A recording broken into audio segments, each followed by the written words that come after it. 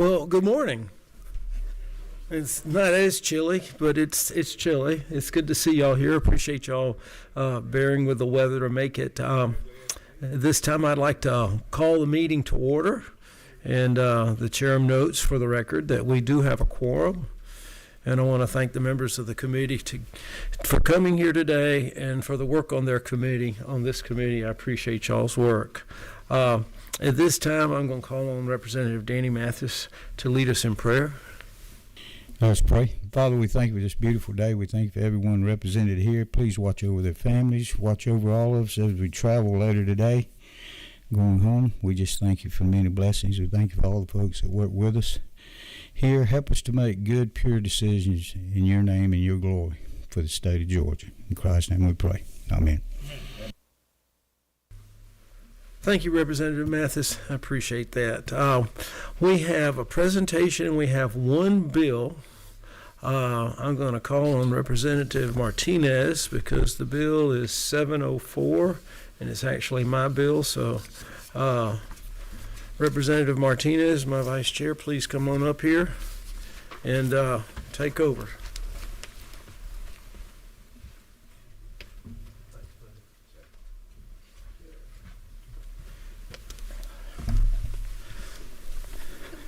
Good morning, good morning. Okay. You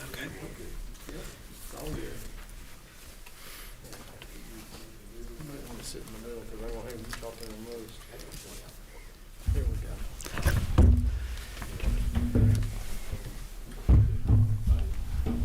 All right.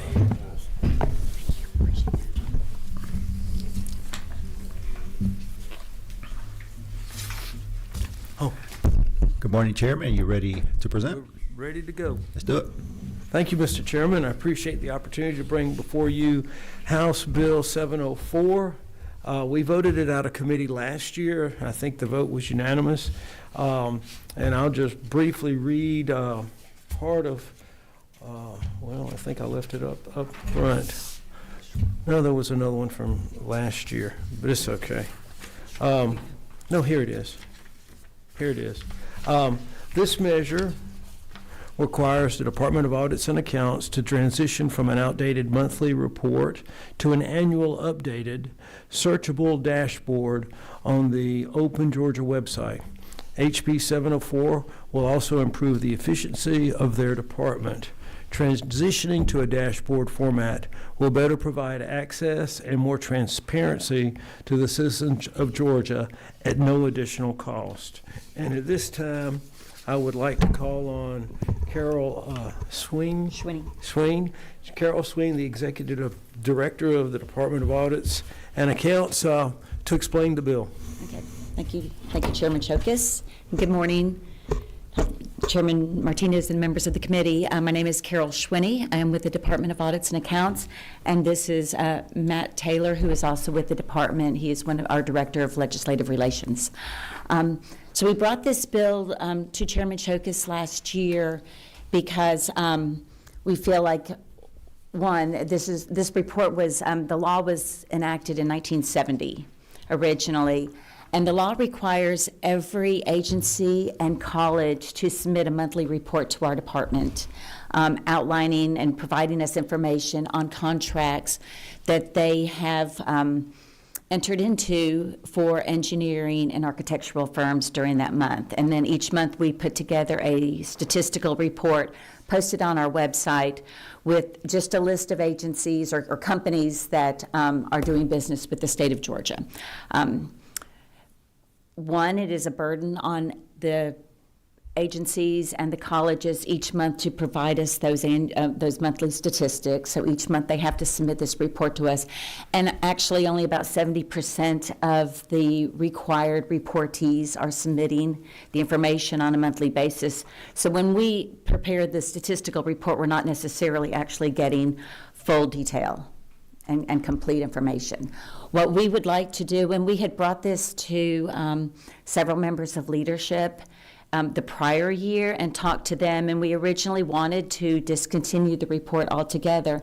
And in discussing it with them, they felt like it would be more useful for us to prepare a dashboard and post it on a yearly basis on the Open Georgia website. We collect professional contract information each year from all of the agencies and all of the colleges and universities. And so we can use that information that we're gathering from them anyway each year, usually around August, September time period, to prepare this dashboard. And that way it's relieving the burden on the agencies going forward, but yet we're still providing people who are interested in this information with relatively current information. It would just be a yearly dashboard that would show statistical data on the contracts that are let, but it would also be able to be searchable for maybe if you're interested in knowing what vendors from rural areas are getting contracts with the state of Georgia. We'd be able to prepare the dashboard so that it searches for those types of pieces of information, or maybe information on vendors that we're providing these contracts to that live outside of the state of Georgia. So if we were interested in knowing what portion of the data is remaining in our state, we'd be able to do that through a dashboard. Through the way the process works now, we don't have that information. And we think it would be much more valuable going forward if we were able to use a dashboard. So we are just asking that the law be changed to eliminate the requirement for the monthly statistical report. And instead, we will begin to create a dashboard once a year that could be used, where you'd be able to access information, a little bit more detail that might be of interest to you all. I'm happy to take any questions. Yes, we do. We do have a couple questions here. We're going to start off with number 16, Representative Carter. Oh, sorry. Is that Yes, thank you. Kendrick? Yeah, they're Good morning, thank you. Kendrick. I heard him say Kendrick, so we Carter or Kendrick? Who is it? I think I'm 16. My number just isn't in front. I'm 16, she's 17. I mean, it's been a while since I was 16. Very good. But I still remember that day. Anyway, thank you. So I did come in just a tad bit after you had begun, and I was listening to your presentation. So I always start with trying to understand the why. So I understand that you said that it's cumbersome and that only 70% are compliant.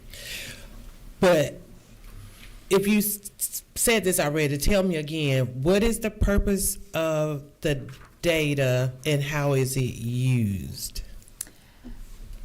So the law that we're trying to change was enacted in 1970. Got that? And thankfully, I can say I was not an employee of the state in 1970. So, I can't promise that I know exactly. But what we're thinking was the original intent is maybe back then there were not that many architectural and engineering firms. And the goal was to make sure that not all the business was going to one firm. Okay. But if you were to look at the report right now, I mean, there's over 400 firms that get reported on each month. And it's 36-month rolling average, so they're not all getting contracts every month. But at some point during a 36-month period, there's over 400 agents or companies that are receiving contracts through the state of Georgia. So we feel like that diversity issue, if that was the concern, that most of the work was going to a few vendors, that issue probably is not apparent, or should not be a concern at this point.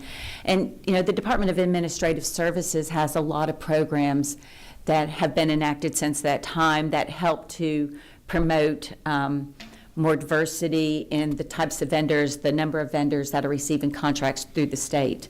So we think maybe it's served its purpose from 1970, and so we would just like to move on to something that might be more useful and more informative. Okay, thank you. Now, you Thank you. colleague. Thank you. And we have 28, Representative Tarvin. Is she calling me? I probably missed Chairman Chilka said we passed this out last year. Yes, sir. What did we change in it? Nothing. It got held up in rules, so it came back to us. Oh, the rules sent it back to you. Well, we didn't make it out of rules, so it never made a vote to the floor. And so at the end of session last year, all the bills that were in rules went back to their committee. So what we're doing is re-presenting the same bill that we voted out last year. Thank you.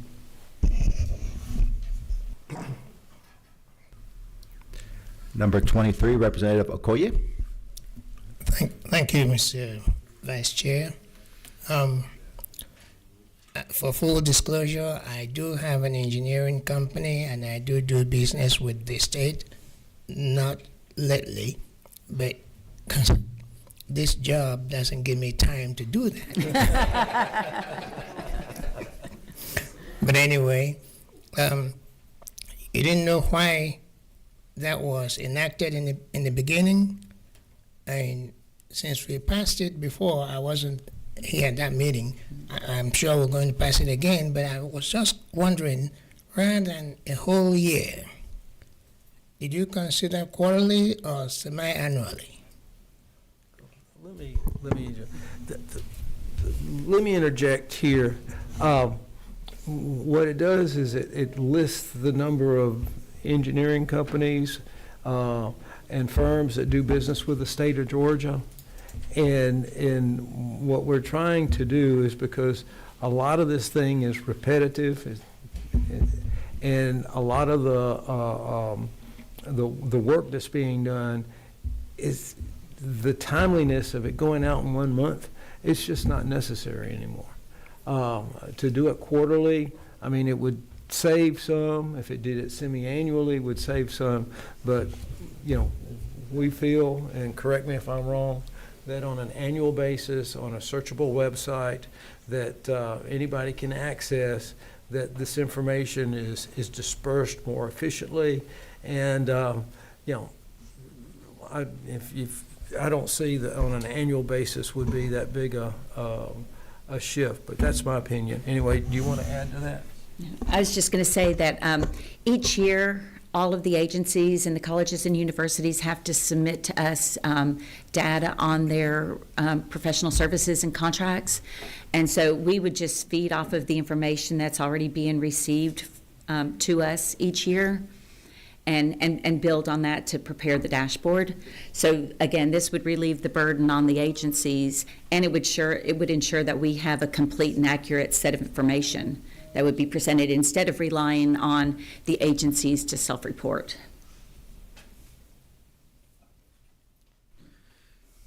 '17, Representative Kendrick. Thank you, Mr. Vice Chair. So I see in the handout that you have that you don't believe the original intent of the law, which was to ensure a more diverse population of engineering firms, is no longer relevant. Obviously, we're going to disagree. I think we need even more transparency than ever. Hold on, I have a question. And so to piggyback off the last gentleman's question, the difference between a month and a year is huge. I work with business owners. It can mean the difference between pivoting and how you operate, processes, things. That's a huge gap.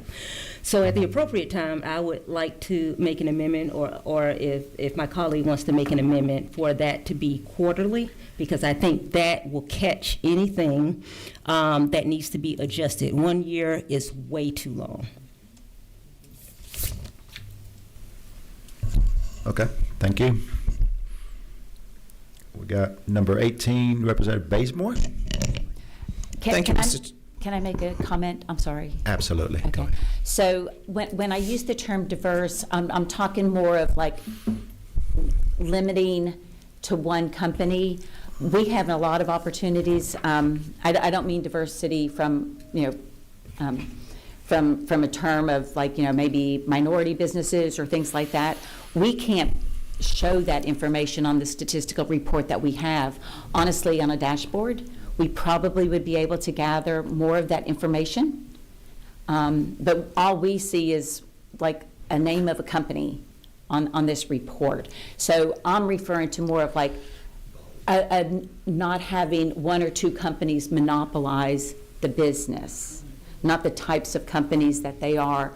We want to be able to see that, there's a lot of, through a dashboard, we'd be able to see if there's a lot of volume of activity and contracts being let to different areas of the state, different types of companies that are in Georgia, companies that are not in Georgia. So it's more a matter of, like I said, I think, like I said, the original purpose was to make sure there weren't one or two companies that were monopolizing the business. Okay, thanks for that clarification. Okay, and my apologies for. I will probably update Right. and explain a little bit more in Yeah. your handout.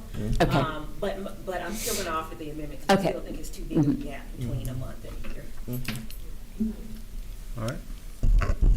Representative Bazemore. Good morning. Thank you, Mr. Chair. And thank you so much for your presentation. So my question to you is, what safeguards will be in place to make sure that a handful of firms do not dominate state contracts now that the caps are repealed?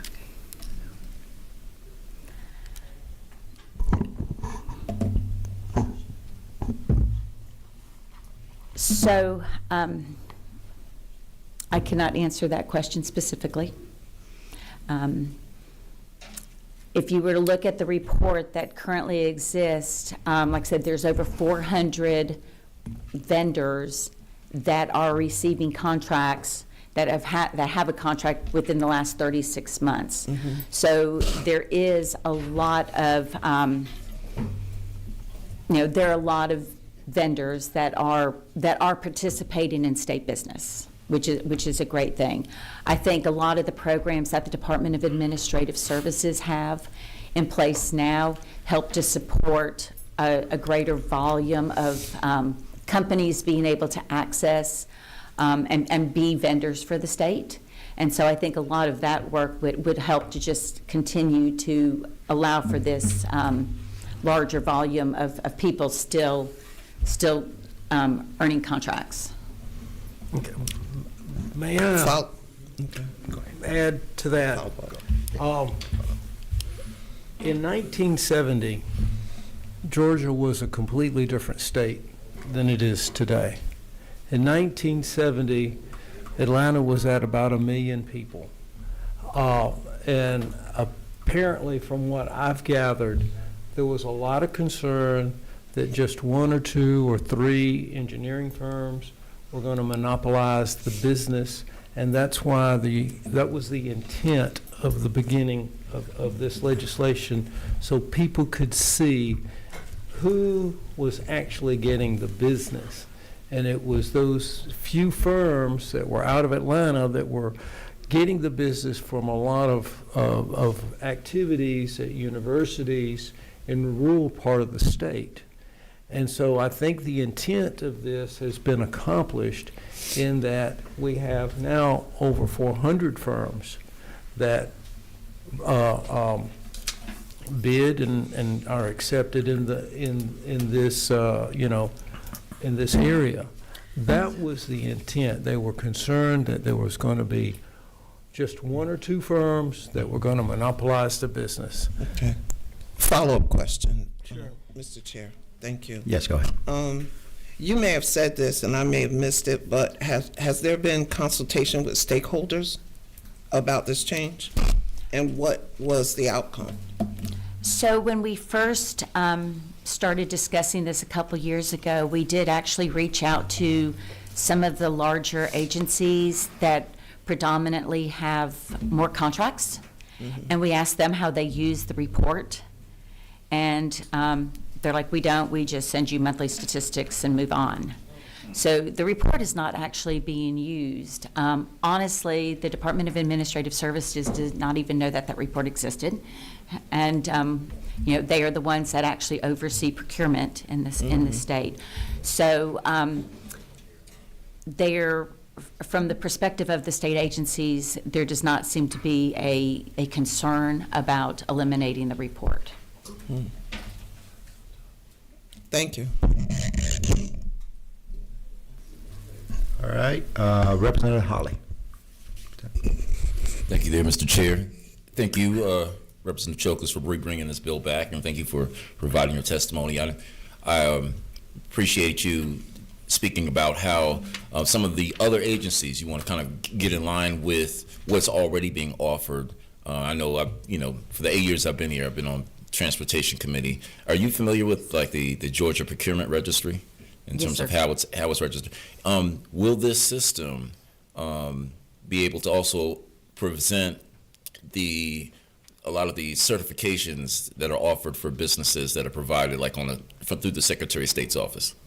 Like, for instance, there's even though I know times have changed, it's not 1970, and now, for instance, anytime you have, for instance, if you have a firm that's owned by like a military veteran, and that can be certified by the state. The Georgia Procurement Registry that the Department of Transportation uses will actually include that. And in this sense, can it be actually, would it be, I guess, maybe troublesome? I don't think it would be. It's certainly to align it with the Department of Transportation to be able to say, hey, this is not only a business here, but it's actually certified by the state of Georgia to show that it actually is a veteran-owned business, because that's what the Georgia Procurement Registry already provides. So are you asking if the dashboard would be able to identify that? The same way as it does on the Secretary of State site. That's a good point. I mean, we can set the dashboard up to offer a couple things. We'd have to work specifically with the Secretary of State's office or the Department of Administrative Services to capture that information, but we could definitely give that consideration. Okay, I mean, because I would actually, because I know there's the part of it that anytime you provide that in terms of just the process of what's actually available in terms of what that software actually allows to be researchable. Right. But there's also, it would be nice, I think, at the appropriate time, to perhaps put that in this statute here to be able to say that along with, I think I'm looking on line 74, 75, and 76, that it literally talks about what will be shown, the amount of the contract awards, statistics on the number of contracts awarded to the firms in the state of Georgia, and the statistics on the number of contracts awarded to firms in rural parts of the state. I would like to see the business state certifications that the Secretary of State offers, for that to be in there as well. Just as an addition. It doesn't take anything away from this. It just puts it in line with what's already accepted through the Secretary of State's office.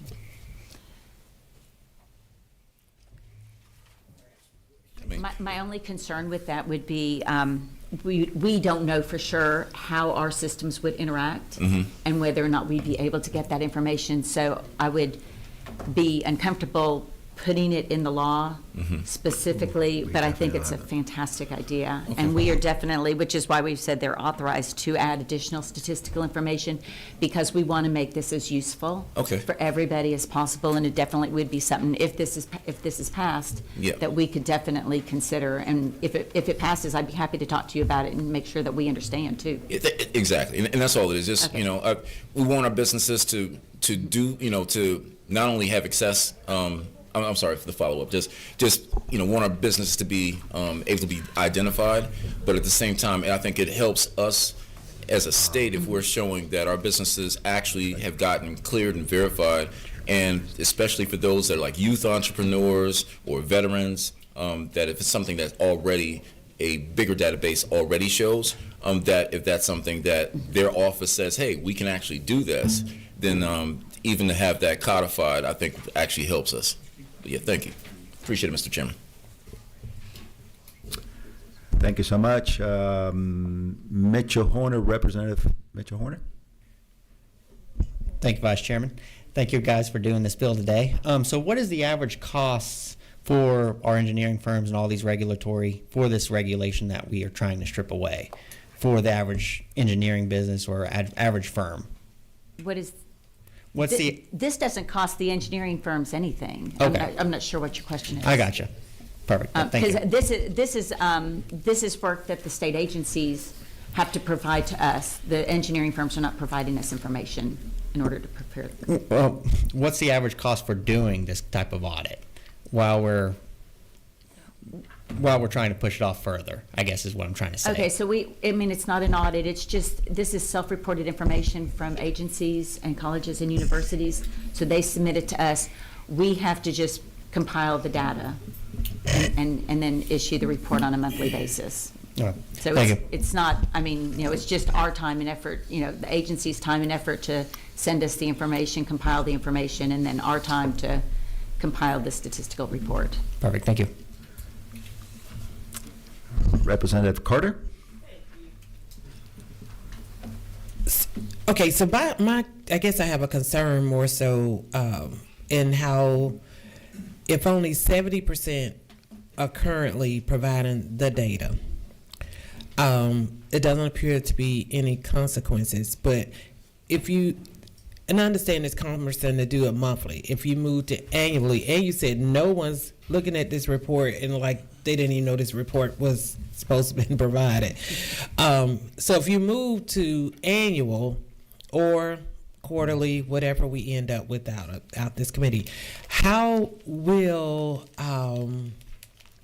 you all encourage or ensure that the organizations that should be providing the data, you will get the data? So on an annual basis, they're required to provide us statistics and information on their expenditures and all of their professional contracts. Okay. And by law, they are required to do that. And so, thankfully, that is actually, we post that information on Open Georgia. So it would be very clear if there was an information, or if there was an agency that wasn't reporting their information to us on an annual basis.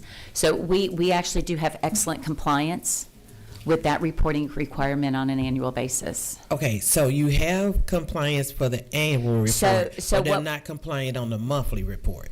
No, ma'am. Okay. I mean, well, the annual report is much more complete. It's not just engineering and architectural data, it's all of their expenditures, and that's what we're reporting on Open Georgia. So they're already submitting this report, and so this would just be for agencies that have architectural and engineering contracts on an annual basis, they might have to provide us a little bit more detail specific to those, but they're used to submitting that annual report to us on a on an annual basis. Okay, ma'am, further. So, Yes, ma'am. Okay, because I'm trying to understand from going to the month to the year, and no one's looking at the report and knew the report was supposed to be there. So the thought is in their annual compliance, you'll add this as an additional data that needs to be provided. Is that most of the data they're already providing us, and we can pull from the data that they're providing us already to prepare the searchable dashboard. okay? I'm trying to understand why we're here. Thank you. To simplify everything, all we're trying to do is get a more, to streamline the process by not doing repetitive reports that are incomplete. On an annual basis, all the colleges and universities have to report everything, and all they do is compile it. Whereas now, and what Carol was saying earlier, is they're self-reporting on a monthly basis about 70%, but on an annual basis, it's 100%. So that's all we're trying to do, and we're not trying to change the purpose of this. It exists today. We're not trying to direct it in any other direction. We're not trying to do anything else except change it from a monthly format to an annual format. And if you don't know about this information, probably most other people don't either. It's used mostly by the, I would assume, by the vendors, but it's only to make sure that one or two companies don't monopolize the state. Okay, I mean, I hear what you're saying, but the testimony that we just heard is saying that the people who should be getting this report aren't providing it, and no one knew that they should be. So is that us not knowing? That's We just the trying same to people. They're yeah. the same people. Okay. Okay. And am I correct in saying that this is coming from the universities and colleges and other institutions? Yes. Okay. Agencies, colleges, and universities have to Annually, they must, by law, report. Monthly, they don't necessarily comply, so we're not sure how accurate the monthly reports are.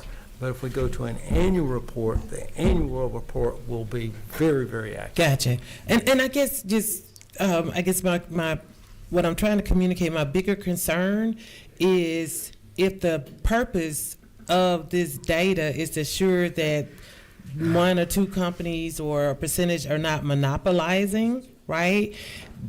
But then no one's looking at it, so you don't know if we had an issue. So that's really my concern, is more of you go into monthly, they're not providing it. Yearly, they may provide it, but then you still have this gap. Monthly, they may provide it. Yearly, they must provide it. Oh, okay. We digging too deep into a hole that because I was with you. You're almost losing me, but thank you. All right, Representative Mathis? There we go. I was going to ask a question, and Chairman Chokas, he answered a good bit of it. So we're just extending this. I remember talking about this last year, from 1 month to a year. But anytime that we do any kind of architectural or any kind of construction or anything like that, everything follows certain protocol for them to be awarded. So we have all different kinds of companies that do this. So basically what we're trying to do here is just take off the burden of a month and extend it to a year. So I'm a little perplexed that even if I understand all you're trying to do is from a month to a year, I was wanting to know if there was any other underlying things, and I read your and I don't see anything. So I just want to make sure, I agree with my Democratic colleague. I want to make sure that everything is fair and across the board, and I think all that's done when you award that. What you're doing is telling how many contracts are out. So that, could I get a response from you on that? Yes, sir.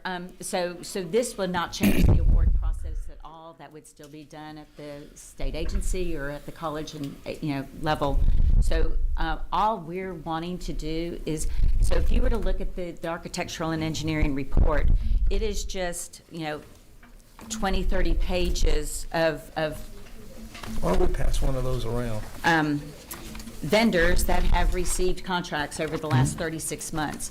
So the intent of our request is predominantly to improve the level of data that you all are going to receive and information about the vendors that are receiving contracts with the state. Doing it in a searchable dashboard, like I said, you would be able to, one, it would be on Open Georgia, which is where all of the annual information is for agencies and the colleges and universities regarding their expenditures and their contracts and things like that. So it would be, a partner on the Open Georgia website with that information. But you could also take it, like I said, drill down, identify, who in my community, what vendors are receiving contracts in my community, what vendors are receiving contracts that are outside the state of Georgia, what percentage of contracts have been awarded to rural vendors, what percentage of contracts are, so based on the information you are looking for, you'd be able to actually pull that from a searchable dashboard. The way we have our information right now in the report, it's just a list of vendors who have gotten contracts, and you don't know if they got contract this past month or 36 months ago, because the law requires us to prepare a statistical report with listing every contract that's been awarded over a 36-month period of time. Okay. So it's just not that informative, and we feel like a dashboard would provide so much more information that you could actually see who's getting contracts, where do those vendors reside, where's their operations that are getting the contracts. And it would just be more helpful to anybody that might be interested in this information. Yes, ma'am. Can I have a follow-up, Mr. Chairman? Yes, sir. You answered the question that I wanted to hear, because I'm like a lot of the folks on this committee, that I'm concerned greatly about rural Georgia. And I wanted to make sure that this had nothing to do with that, and I didn't think it did, but after some questions were lifted, I didn't know whether this was going to change the process of how, engineers and contractors were hired. But that's got No, nothing. sir, it has We're just nothing trying to to do do, with that. because I love to see what you just said, that we use companies that are close by, and we use rural companies, we use metropolitan, big companies, all diversified type companies. I really appreciate that, and I'm certainly glad that you clarified that for me, because I didn't see that anywhere in any of this. It just looked like to me that we were just trying to go from a month to a year, that everything else stayed the same. So I got a little concerned when the questions got asked, were we doing something? Because I don't want to knock out my rural folks. I can tell you that. I'm from a small town, and I like to make sure that we use those just as much as anybody have a fair chance. And ideally, go into a dashboard approach, we'd be able to see that. It'd be a lot more visible to see what companies in rural Georgia were getting contracts with the state. That'd be great, but I think you already are doing that from what I understand. But we can, you can find out who's getting contracts and all. But this is Not through the report that we're required to But prepare. there's other agencies that we can go through to find those Right, type things exactly. out. This is just so they won't have to do this every month. Yes, sir. Okay, thank you. All right, number 18, Representative Bazemore. You got it. Thank you, Mr. Chair, again. I have a concern listening to the presentation and the answers. You keep referencing a dashboard, but I don't think that's in the current legislation, but it's not up and running yet, the dashboard that you keep referring to? No, ma'am, it's not. By law, we are not required to prepare a dashboard for this information. What we would like to do is change the law, so instead of doing the monthly statistical report, we will prepare that dashboard, and we'll post it on Open Georgia, where we post all of the other information from the Right. state agencies. Right. But I'm sorry, and I may have missed it. Is it in this proposal here? that we Yes, have ma'am, in we front call of it a us? searchable, let me find the exact wording.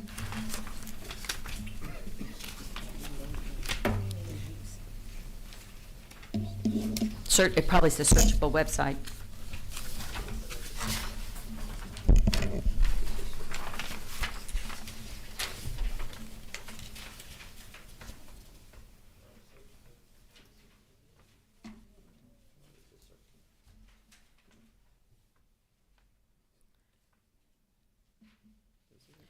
It does not, but we can modify, but that is our intent, is to put it on the website as a dashboard, on the Okay. Open Georgia website. And that was my concern, because I know you addressed it a couple of times and stated about the dashboard, but I didn't remember seeing it in there. So the law requires us to post it on Open Georgia, which is the transparency, and, that's the information, the website that resulted from the Transparency in Government Act.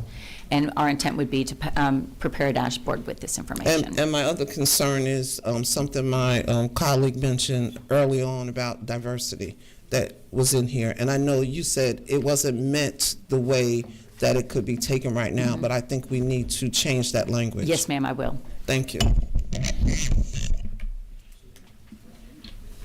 All right, Representative Adencia. Thank you, Chairman. I have worked in settings where I've had to provide report, and the purpose of the report is to make sure that there is transparency, that the feeder, the folk receiving the report, knows what's going on much frequently.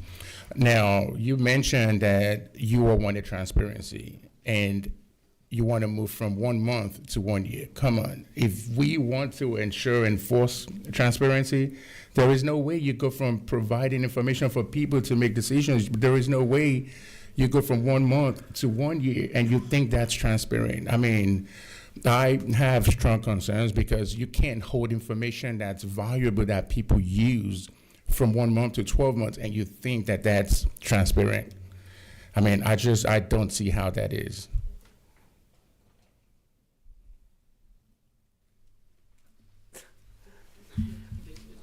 I don't see how that is.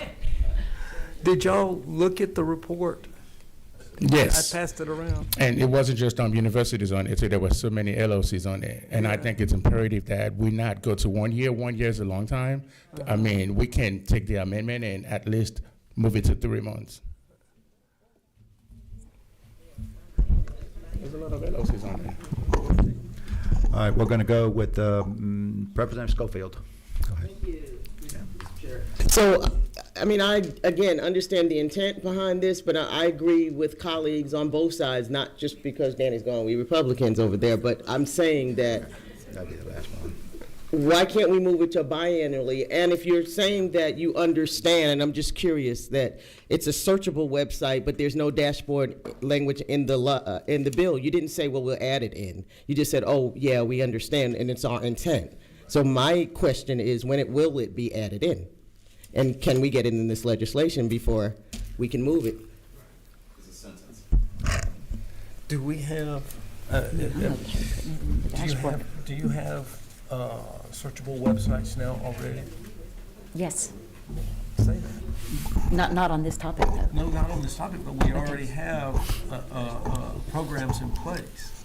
Okay, so we do have dashboards on our website, not specific to this, so we would be able to put this together. I mean, I don't know that we're opposed to adding a statement saying that this would be on a searchable dashboard. I guess we were thinking, there may be other opportunities. I mean, the goal is to make sure that this information is posted and transparent and searchable and has the information that the legislature and state leadership needs. So whether it's a dashboard or some other mechanism that's on Open Georgia, I guess we just didn't want to limit ourselves to the term dashboard, was initially why we didn't use that terminology in the law.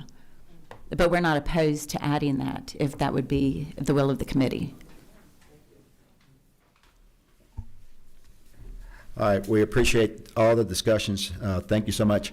I know the gentleman beside you has not spoken. Is there any closing remarks or any other discussions that you want to add to it? All right. All right, the committee, do we have a motion on this bill? No, you run this committee, you run. Point of order. We had a member that asked about offering an amendment. Yeah, that's coming. Yeah, that's coming. All right.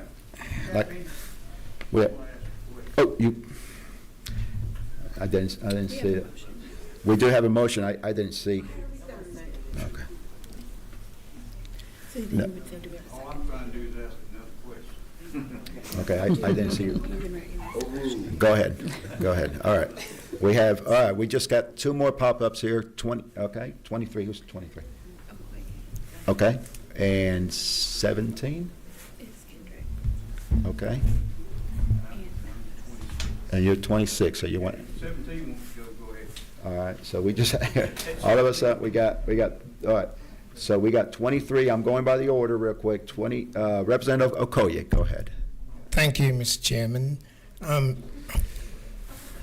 1 year will be good, and there's no harm. And the question I ask, I hear quarterly, and I'm asking if you went to buy semi-annually, will that cause any harm?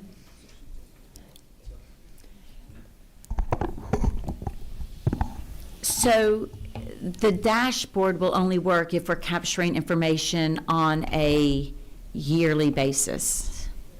So if you want the information more frequently, as in quarterly or semi-annually, we probably need to keep a similar statistical report that we're currently doing, just change the requirement to be less frequent. But we would not be able to do the dashboard and have that information complete unless we are capturing on a yearly basis, because that's how we capture our information in our department, is on a yearly basis once that year is completed. Thank you. All right, Representative Kendrick? Oh, okay. Representative Mathis now. Explain to me a little bit. You can look at me and tell that I'm kind of old.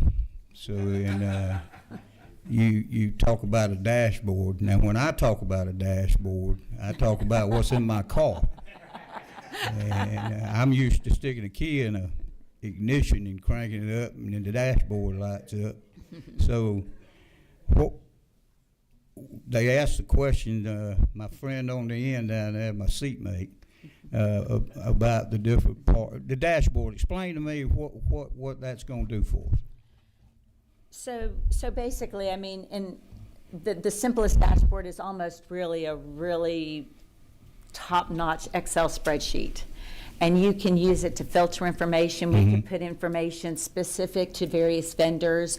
For example, we could identify like what city they operate in, those types of things, what agencies received contracts through that vendor, obviously the dollar amount of the contracts that were received, potentially information on whether or not they're a veteran-owned business or a minority-owned business, or those types of things. And you can filter for whatever information you wanted. So for example, in a dashboard, if you wanted to filter for information specific to all vendors that received a contract that are in Southwest Georgia, and you posted the counties you were interested in, the dashboard would pop that information up. We can also, in a dashboard, there would be also graphics potentially, so you could see information graphically, like the total number, like on a graph, without even, doing filters, information on potentially Atlanta-owned businesses versus rural businesses, and it's right there visible for you to see on this information. But you can filter for what you want, or you can just see things like graphically and in visual pictures, basically. Well, I appreciate you explaining that to me. I know most of these folks on this committee know all about that. I have a hard time turning on this phone I got, but I kind of wanted to know a little bit more about a dashboard, so I appreciate that. You're welcome. Yes, go ahead. All right, we have a motion. Second? Second. We have a second. All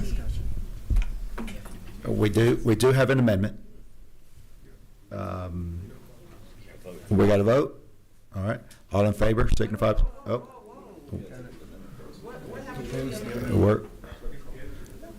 The amendment. All right. All right, the amendment. All right, we do have an amendment. She needs to propose her. Exactly. Representative Kendrick, go ahead. All right. Yes. Can anybody hear me? Okay. I would like to make a motion, and it's several places, so I'm going to do it all as one as opposed to doing it individual. So I would like to make a motion to change line 70, line 72, line 78, 79, and 80 from annual to biannual. 70. Semi-annually, whatever means twice a year.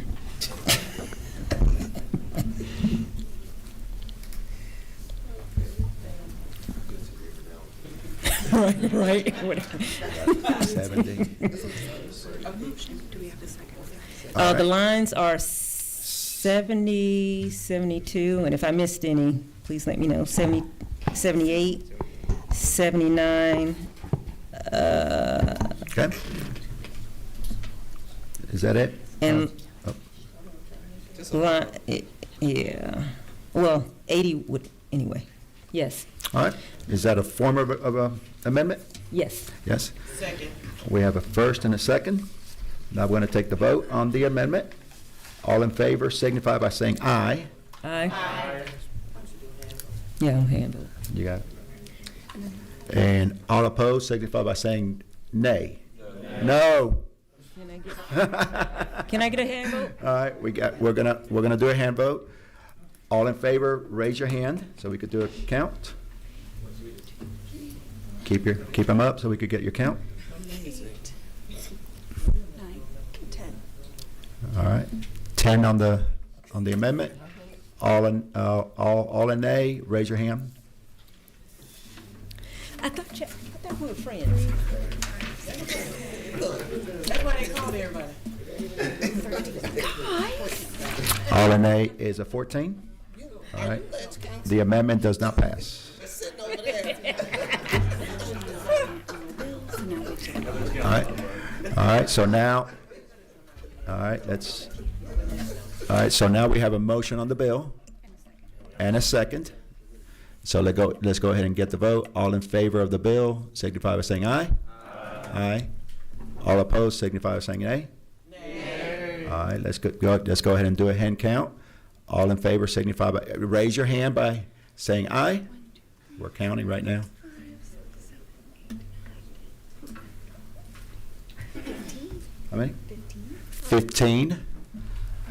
And all the nays, please raise your hand. Let's do a count.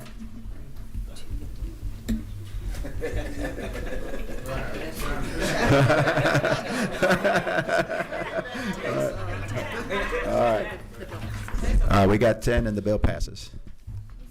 All right. Thank you, Mr. Chairman. All right.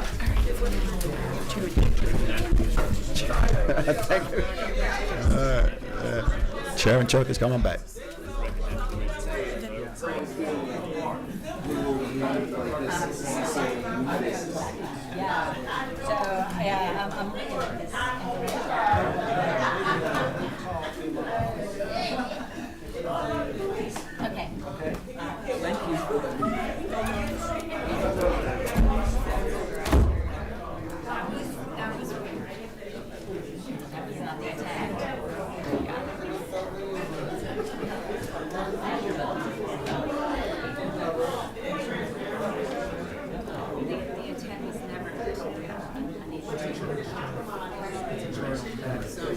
Ladies and gentlemen, we still haven't adjourned, and we've got a little bit more business in front of us.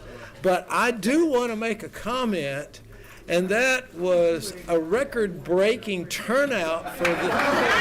Wow! We've never had that many people show up at our small business development meeting before. So I want to thank everyone for attending. And then also... This happens every time. Oh, good. Oh, good. But the other thing I want to also point out is the vote last year was unanimous. It was unanimous. But anyway, all right, we've got, if you will, we're going to get the Georgia Chamber Foundation up here for a second. Where's my notes? You take off. See you, bye. All right. Daniela Perry, the executive director of the Georgia Chamber Foundation, if you want to come up, and there you go. She's good. Good morning. My name is Daniela Perry from the Georgia Chamber Foundation. We serve as the research arm for the Georgia Chamber of Commerce, and appreciate the invitation for a couple of our small business members to join you all this morning and share a little bit about their experiences. So without further ado, I'll turn my time over to them. So we'll start with Sam Good from Good Management, but again, appreciate the opportunity for our members to share a little bit with you all.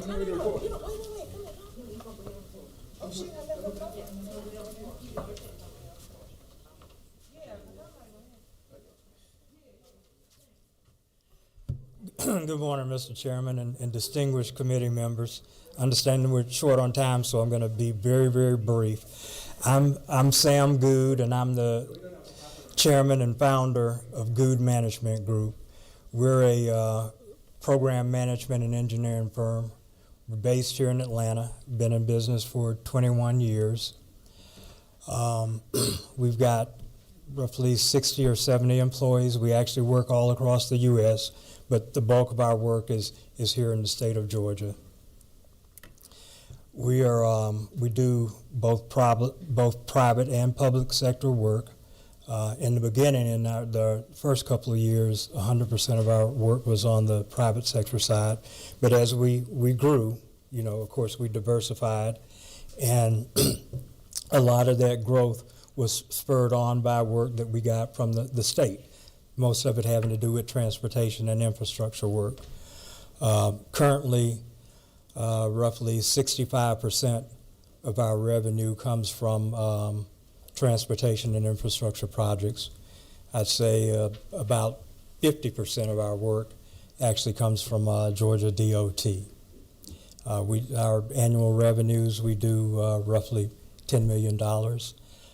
In 2025, we saw a slight downturn. Our revenue was down by about 6%.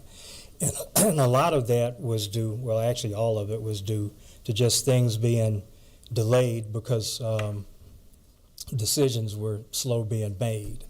And a lot of that had to do with the geopolitical stuff. Things that I would point out as it relates specifically to the state of Georgia is we absolutely appreciate you focusing on tort reform. That is extremely important to us.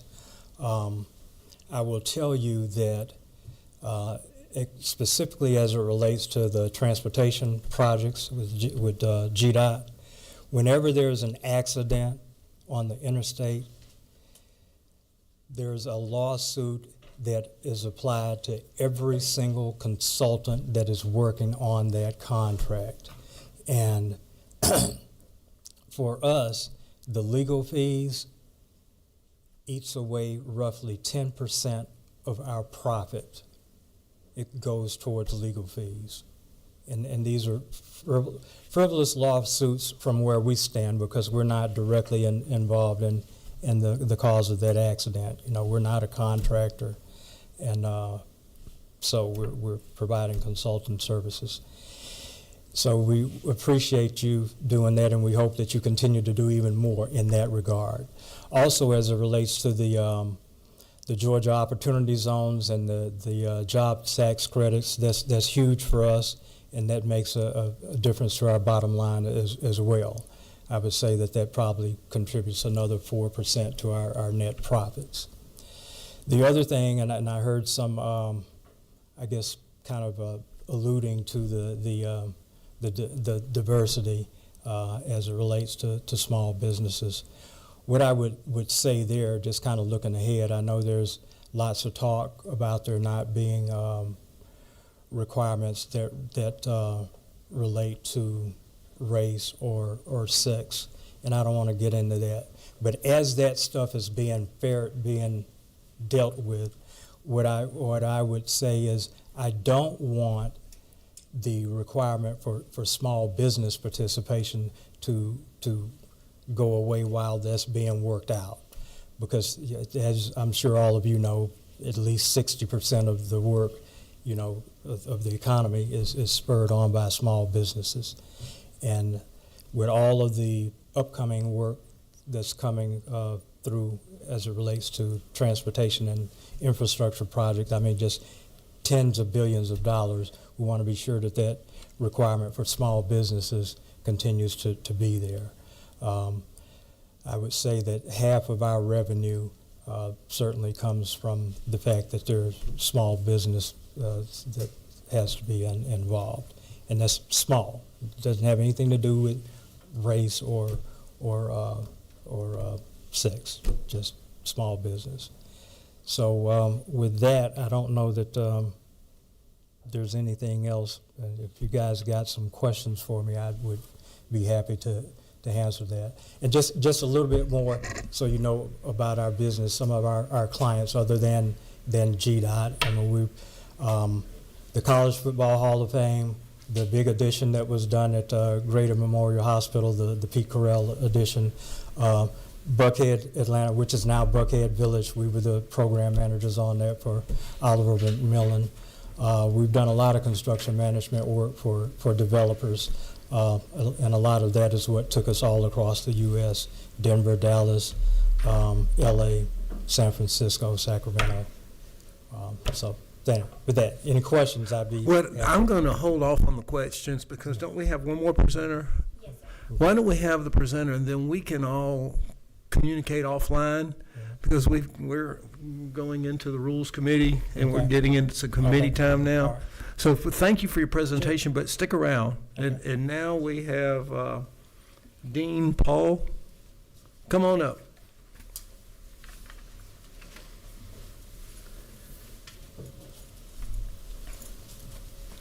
All right, good morning. I appreciate that, Chairman. And committee members, my name is Dean Paul Hart. I'm the president of Compaq Industries, second generation in our family business. We've been around 46 years as a Georgia manufacturer and a Georgia business. We manufacture and distribute or package our products under 6 different brands. So things like for babies, Baby Buddy. We're the only people that make a toothbrush with bristles 360 degrees around the head under our brilliant oral care line. And then Heartfelt is our skincare line. And at the end of 2024, I decided to say yes to 2 opportunities that came that I think are important for you all to know about as you're developing small business, is that Decide to Cab and Dr. Katrina Young reached out to us and said, hey, we'd love to get to know your business. And then Amazon, where we're a seller. Amazon last year celebrated 25 years of allowing sellers into their store. And so we've been a seller on Amazon's platform for probably 17, 18 years. They reached out and said, we'd like to feature sellers in your community. And we were the first Georgia company. And so when they launched the website, we were the only company for the state of Georgia, and there are more now. So we felt very privileged. But at the end of 24, we were able to go to the Georgia Chamber of Commerce, meet a number of government and business leaders, and share our story.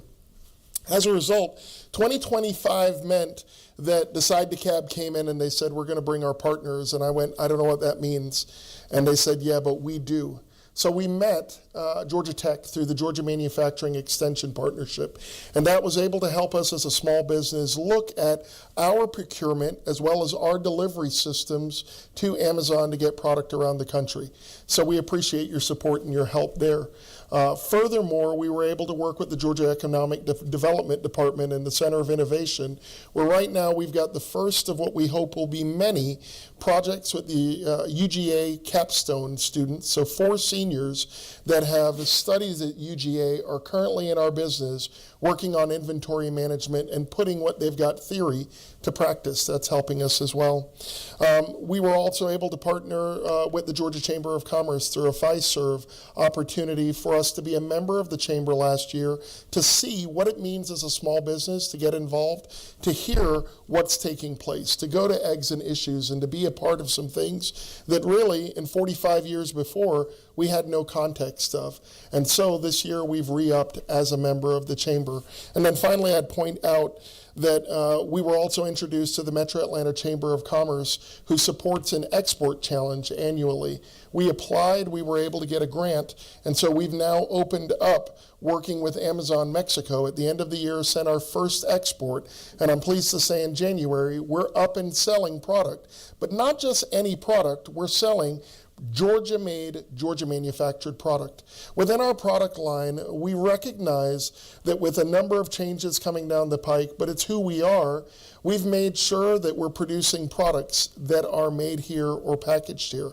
And so briefly, I just want to say and talk about 3 things. Last year when I was here, I had the opportunity to talk about the Georgia Technical College system, that there is training, and I see the need in construction for more people for HVAC and plumbing and welding and electricity. But I'd like to point out that while Georgia continues to grow as a place for Amazon, say fulfillment centers and data centers, and the growth of AI, there is a need for support in the industry of people that are being trained in how to sell on Marketplace and to support Marketplace sellers. When we sell online, we need copywriters. It's not just about us plugging into AI, but people that can tell the story.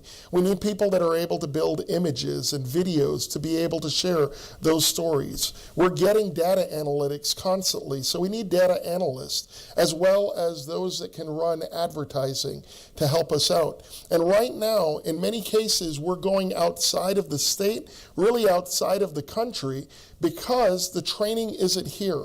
Much of what's happening in the technical colleges are training on Google and SEO and email marketing, and I'm sorry, so much of that has gone to the wayside that the industry is changing so quickly that we need people that are at the cutting edge. And there's an opportunity, I feel like, for Georgia to stand above itself, really around the state, to offer training and certification programs that are more formalized. In my background, I'm pleased that I got my undergraduate degree here at Georgia State, but I've got 2 other master's degrees, and I recognize the importance of formal education. And yet, informal education can move quickly and fast to get the word out. I'd love to see a formalized program whereby students and the generation that is now is able to plug in. So often we're concerned about kids being on their phone and social media, but what they're doing is they're developing tactics that really there's a place to be able to be used in business. And with the growth of AI, it's not just what's going to take a job away, but really how do you use it? Amazon, if you go on right now, you'll notice they have an AI of their own called Rufus. Walmart uses one that is Sparky, that is learning your buy habits to be able to help you. From our standpoint as a business, we have to have enough data out there so that the AI will be able to pick up and speak about Georgia-made products. Otherwise, we'll lose the battle of having people overseas just write a bunch of content and things. So that's the Georgia technical side. The Georgia procurement side, it was interesting hearing that conversation earlier. We were able to get licensed as a small business last year with DeKalb County and to join the Department of Administrative Services at the end of the year. But currently, I can't find a way for us to be able to say, here's a new product, here's something that we know will bring efficiency to bear within your space. We're able to see what contracts are out for bid, but sometimes we have a better way or something that would bring help. For example, we're about to launch a hygiene kit that'll help not just the homeless, but also within a hospital and a senior care facility to be able to care for people. Currently, to bathe someone in hospital will take a much longer time. We can't find a mechanism to be able to get to the right people. So while it'll take time and we're willing to do the work, we're looking for efficiencies. And so me hearing about a bill that could come forward to improve reporting or change reporting, we're just looking for an opportunity for Georgia small businesses to be able to post, here's a new item that maybe the people within these categories could update and look at monthly. Rather than being swamped with emails and contacts, they would have a place to be able to say what's new from Georgia businesses to be able to support. And the last comment I just wanted to make, because I think it's important, that 2025 was a year of tariffs. And many people worry and talk about tariffs. I want to give you a different view. That when tariffs hit, we were one of those companies that understood and became appreciative. Not because all of our product is made here. We import from 5 different countries as well. But most of the product that we're importing, we're packaging here and distributing with Georgia labor.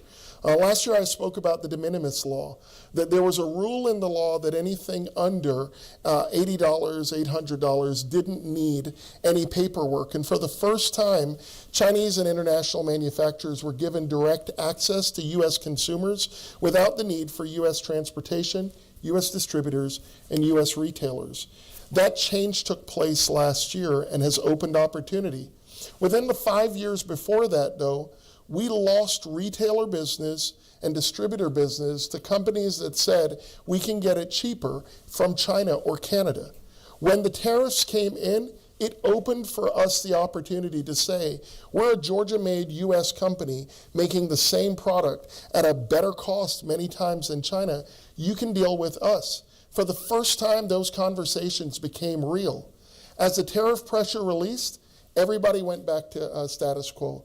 So we continue to work. And I just wanted to share, while you're looking and seeing things, we recognize that tariffs raise the cost of goods and it hurts the individual consumer at the end of the day. But you know what consumer can deal with a higher cost? Is the one that has a job. And we've been committed to giving Georgians jobs all the way through. We continue to work within the refugee community around Tucker and Clarkston as well. And so what you do in developing small business, it matters when we can grow a tax base, not just of our business, but it's allowing our people that work and throughout Georgia businesses to be able to put their kids through school, to be able to have something so that when costs go up, we're able to do that. But I watched when things got exported overseas and factories shut down, we all needed cheaper things because we didn't have jobs.